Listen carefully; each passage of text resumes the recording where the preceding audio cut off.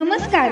महाराष्ट्रातील विविध क्षेत्रातील बातम्या झटपट आपल्या मोबाईलवर पाहण्यासाठी लगेचच सबस्क्राईब करा राष्ट्रशक्ती लाईव्ह न्यूज आणि सोबत बेल आयकॉन प्रेस करायला विसरू नका.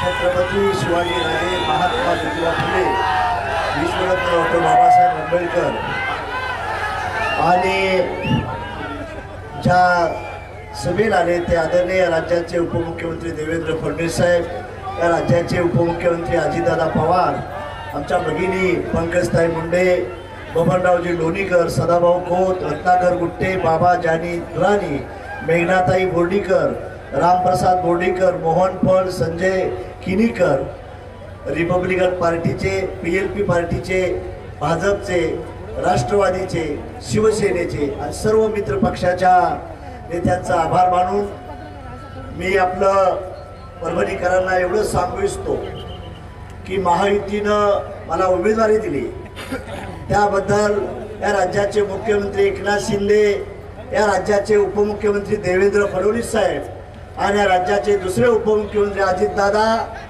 मी तुमच्या तिघांचा ऋणी आहे. आणि आपलं सरकार आणण्यासाठी, एक सामाजिक बेबनाव करण्यासाठी तुम्ही जी मदत केलेली आहे, 70 वर्षात या उपेक्षित समाजाला संधी दिली नाही, पण तुम्ही मंडळींनी संधी देण्याची भूमिका केलेली आहे. मी माझा पक्ष आणि माझी ताकद असाल तिथं महाराष्ट्राच्या कानाकोपऱ्यात महायुतीच्या मागे उभा राहण्यासाठी मी वचनबद्ध असाल एवढं सांगू इच्छितो.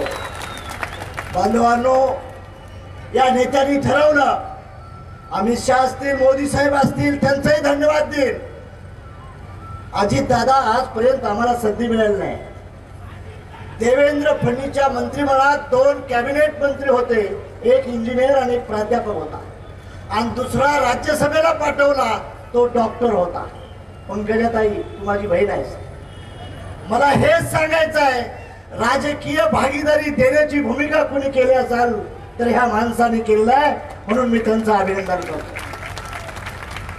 अजितदादा, विटेकर, राजेश विटेकर असाल, लोणीकरचा चिरंजीव राहुल असाल, किंवा आमचे वयोवृद्ध नेते रामप्रसाद बोर्डीकर असतील, किंवा आमचे मित्र अर्जुन खोतकर असतील, या चौघांना मी शब्द देतो, अजितदादा आणि देवेंद्र फडणवीस माझ्याजवळ आहेत.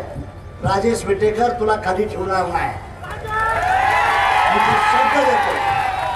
आणि तुम्हाला मी सांगू इच्छितो, मी खासदार जरी झालो तरी तुम्हाला विचारल्याशिवाय मी सही करणार नाही, कारण मला बायका पोरं नाहीत, घर नाही, दार नाही.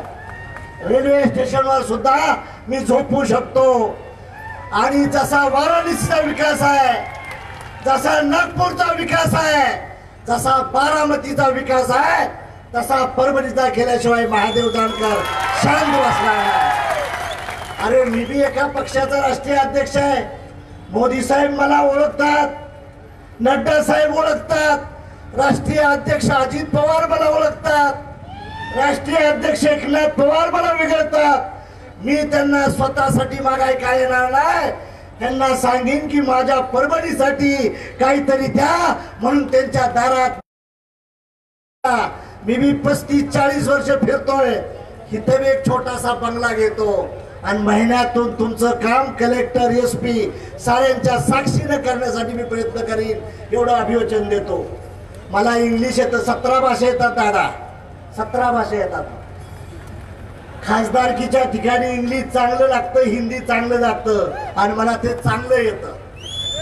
त्यामुळे मोदी साहेबांपाशी बसून कसा फंड आणायचा आहे, देवेंद्र फडणवीस साहेब आहेत, अजितदादा, एकनाथ शिंदे आहेत, या तिघांच्या हाताला धरून मी विनंती करू शकतो, एवढी ताकद तुम्ही द्यायची भूमिका करा. आणि माझी आपल्याला विनंती आहे, मी महायुतीचा उमेदवार आहे, मी 47 ठिकाणी ह्यांना मदत करायला जाणार आहे. मला एका ठिकाणी फक्त तुमची मदत पाहिजे, मी एक खासदार होणार आहे. पण माझी तुम्हाला विनंती आहे, सर्व तन मन धनानं साथ देऊन हे करण्याचा प्रयत्न करा. आपण मॉडेल पार्लमेंटरी सीट बनवण्याचा प्रयत्न करू, मॉडेल बनवू, स्टार MIDC आणू, एअरपोर्ट आणण्याची सोय करू, एअरपोर्ट देखील, रेल्वेच्या दृष्टीने देखील आपण वॅगन आणि बोगिंग करण्याचा प्रयत्न करू. समृद्धी मार्गाला हा जिल्हा जोडण्यासाठी मी विनंती करीन, त्या दृष्टीने आपली प्रगती करू. परभणी जिल्ह्यातली लोक मराठवाडा, विदर्भ, मुंबई, पुणे इथं सगळे जातात. मी ह्या नेत्यांना विनंती करीन की आम्हाला स्टार MIDC द्या, आम्हाला रस्ते नाही, विकासाच्या गंगा आणण्यासाठी प्रयत्न करण्यासाठी मी प्रयत्न करीन. माझं कुठं कॉलेज नाही, शाळा नाही, काय भानगड नाही, लग्न नाही, लफडं नाही, कुठं काही नाही, काळजी करू नका. आपला ध्येय आहे ते तुमच्यासाठीच आहे. लोणीकर साहेब काळजी करू नका. माझ्यानंतर नंबर तुमच्या पोरला मिळेल, राजेश विटेकरला मिळेल, मेघना दिदी तुला मिळेल. मी त्यावेळेस देवेंद्र फडणवीसला, अजितदादाला, एकनाथ शिंदेला विनंती करीन की मला युपीला टाका, युपीतनं लढीन मी, उत्तर प्रदेशमधनं लढीन. त्यामुळे तुम्ही, माझी विनंती आहे, मला तुम्ही दत्तक घेतलेलं आहे, त्या दत्तकचं पारणं चांगलं फिडीन एवढी विनंती करतो. आणि ह्या नेत्यांनी माझ्यावर विश्वास टाकून मला जागा दिली. राष्ट्रवादीच्या कोट्यातले अजितदादा बारामतीला महादेव जानकर देखील येणार आहे. प्रत्येक मतदारसंघात हेलिकॉप्टर येणार आहे. राष्ट्रवादीच्या कोट्यातली जागा मिळाली. मला 2-3 महिन्यापूर्वी फडणवीस साहेबांनी बोलले होते ती जागा आपण असं करून तसं करू. त्यांनी जागा दिली, त्यामुळं आम्हाला ही सीट मिळाली. BJP, राष्ट्रवादी आणि शिवसेनेनंतर आम्हाला संधी दिली, आम्हाला मान सन्मान दिला.